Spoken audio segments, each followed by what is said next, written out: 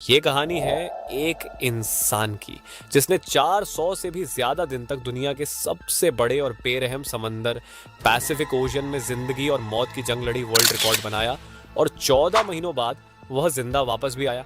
लेकिन आते ही ऐसा क्या हुआ कि उसको जेल जाना पड़ गया। जानते हैं इस वीडियो में पूरी कहानी।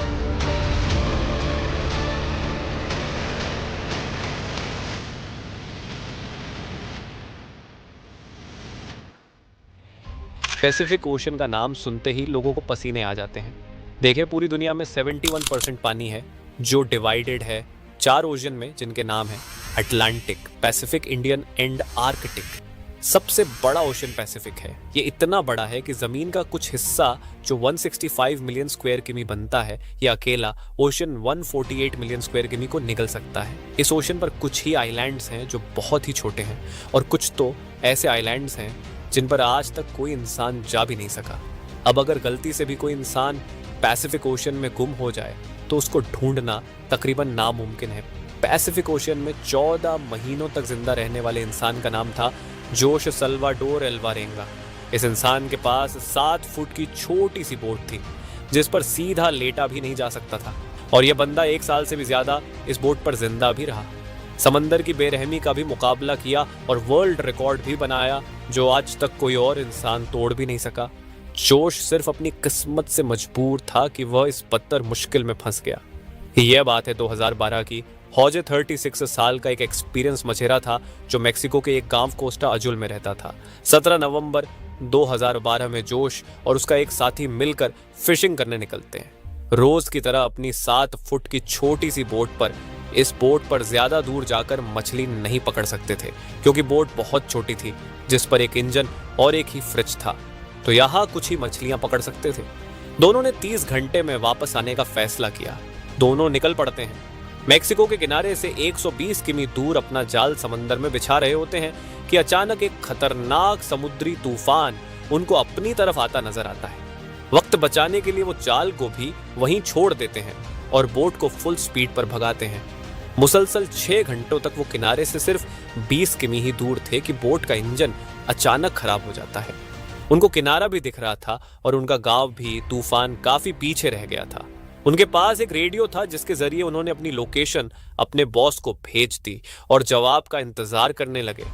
किस्मत इतनी खराब निकली कि रेडियो की बैटरी भी डेड हो गई। एक तरफ वो किनारे को देख रहे थे, दूसरी तरफ अपनी तरफ आते तूफान को जो इतनी शिद्दत से आ रहा था मानो इनको जिंदा ही निकल जाएगा।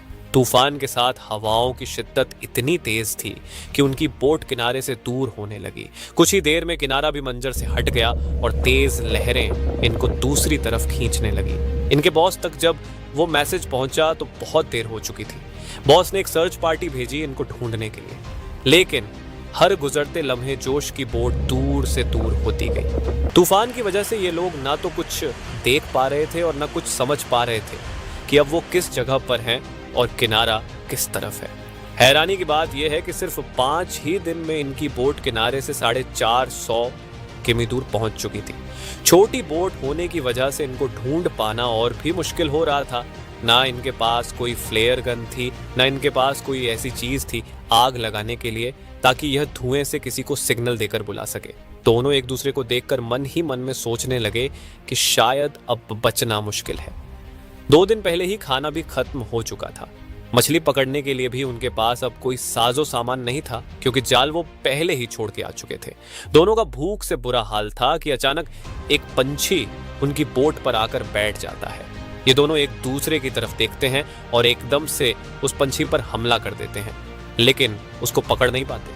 दोनों को पता था कि हो सकता है पंछी फिर आए। कुछ ही देर में एक और पंछी आता है। इस बार दोनों बहुत तरीके से उसको पकड़ने का प्लान करते हैं और आखिरकार वो कामयाब हो जाते हैं। और इस तरह दोनों अपनी भूख मिटाने के लिए बोट पर आने वाले परिंदों से अपना गुजारा करते हैं। समंदर का खारा पानी पीने से इंसान की मौत हो सकती है, इस वजह से उन्होंने बारिश के पानी को प्लास्टिक की बोतल में स्टोर करना शुरू कर दिया जिसको पीकर वो जिंदा रहते थे। लेकिन जब बारिश ना पड़ती तब वो प्यास बुझाने के लिए मछलियों और टर्टल्स का खून पीते थे, लेकिन वो भी तब जब वो उनको पकड़ने में कामयाब हो जाते थे। दिन गुजरते गए, और फिर महीने ये दोनों जिस मेंटल टॉर्चर से गुजर रहे थे वो इमेजिन करना भी हमारे लिए बहुत मुश्किल है। आखिरकार जोश का साथी ये टॉर्चर बर्दाश्त ना कर सका और 4 महीनों के बाद उसने सुसाइड कमिट कर लिया। और अब बोट पर सिर्फ जोश अकेला था और उसके चारों तरफ पानी ही पानी था, जिसको देखकर उसको जिंदगी की कोई उम्मीद बाकी नहीं नजर आ रही थी। लेकिन अपने हालात से तंग आकर वो जैसे तैसे जिंदगी गुजारने लगा। मैप्स में देखा जाए तो एक अंदाजे के मुताबिक हौजे पैसिफिक ओशन के इस हिस्से में मौजूद था, जिसको दुनिया का खामोश तरीन हिस्सा माना जाता है, क्योंकि यहाँ से सिर्फ कार्गो शिप्स ही गुजरती है। मेक्सिको के किनारे को छोड़े 6 महीनों से भी ज्यादा हो चुके थे और इस दौरान जोश ने अपने साथी को भी खो दिया था। इस वजह से वो काफी ज्यादा फ्रस्ट्रेट हो चुका था। एक दिन जोश को दूर समंदर में एक कार्गो शिप नजर आती है। पिछले 6 महीनों में ये पहली शिप उसको नजर आई थी और ये मंजर देखते ही उसमें जिंदा रहने की उम्मीद फिर से वापस आ गई। जोश ने कार्गो शिप की तरफ हर मुमकिन इशारा करने की कोशिश की, लेकिन बदकिस्मती से शिप इतनी दूर थी कि जोश को वो ना देख सके और देखते ही देखते जोश की नजरों से वो शिप भी गायब होने लगी और वो ये सोचने लगा कि शायद मेरी किस्मत में मरना ही लिखा है। दोस्तों जरा सोचो, 6 महीने तक आप दुनिया की ऐसी जगह पर टक हो जहां पर आपको दूसरा इंसान भी नजर नहीं आता, और अगर एक लंबे अरसे के बाद आपको कोई दिखे लेकिन वो आपको ना देख सके और गुजर जाए तो आपको कैसा लगेगा।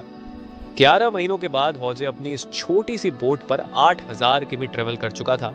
उसके कपड़े भी फट चुके थे और उसके पास खुद को सनलाइट से बचाने के लिए सिर्फ एक अंडरवेस्ट ही बचा। आखिरकार वो घड़ी आ गई जब किस्मत जोश पर मेहरबान हुई। फाइनली 439 दिन बाद 30 जनवरी 2014 को उसे अपने आसपास नारियल तैरते हुए दिखाई दिया और आसपास कुछ पंछियां भी मंडरा रही थी। ये नजर देखकर वो समझ गया कि आसपास कोई आइलैंड जरूर होगा। फिर उसे दूर एक आइलैंड दिखाई दे रहा था। उस आइलैंड तक पहुंचने के लिए उसे करीब आधे दिन का समय लगा।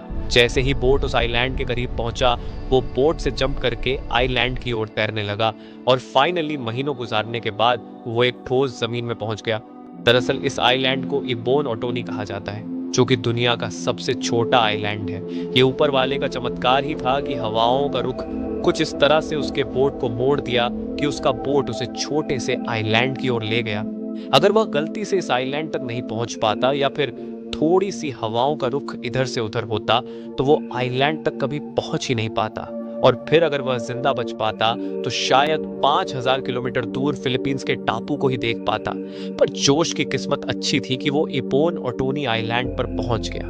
यह उसके लिए एक वरदान साबित हुआ, मानो मौत के मुंह से निकलकर उसे नई जिंदगी मिल गई हो। थोड़े बहुत एरिया का जायजा लेने के बाद उसे एक घर दिखाई दिया। कुछ देर बाद उस घर से एक इंसान निकल के आया। करीब 14 महीने तक समुद्र में गुजारने के बाद वो पहली बार किसी जिंदा इंसान को देख रहा था। ये देखकर उसके आंखों में आंसू आ गए। उसकी कहानी जानने के कुछ ही देर बाद वहां पर लोकल पुलिस पहुंच गई। जोश अपनी पूरी जर्नी पुलिस वालों को बताया, लेकिन उसके बातों पर यकीन करने वाला कोई नहीं था। भला 438 दिनों तक कैसे कोई एक छोटे से बोट में जिंदा रह पाता, वह भी बिना खाए पिए एक लाश को देखते हुए, जो उसने अपनी बातों को साबित करने के लिए अपने बॉस को कॉल किया, जो उसे मछली पकड़ने के लिए भेजा करता था। उसके बॉस ने भी यह पुष्टि कर दी कि हाँ, जोश मेरे लिए कम करता था और 1 साल पहले वो समुद्र में खो गया था।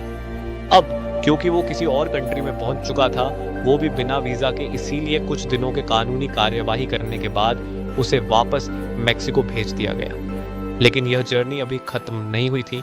जो उसके मित्र, जिनकी आधे रास्ते में ही मौत हो चुकी थी, उनके घर वालों ने जोश के नाम पर केस कर दिया, ये कहते हुए कि जोश ने अपने दोस्त को मार के ही खा लिया होगा। कुछ दिनों के कानूनी दावपेच के बाद जोश को छोड़ दिया गया।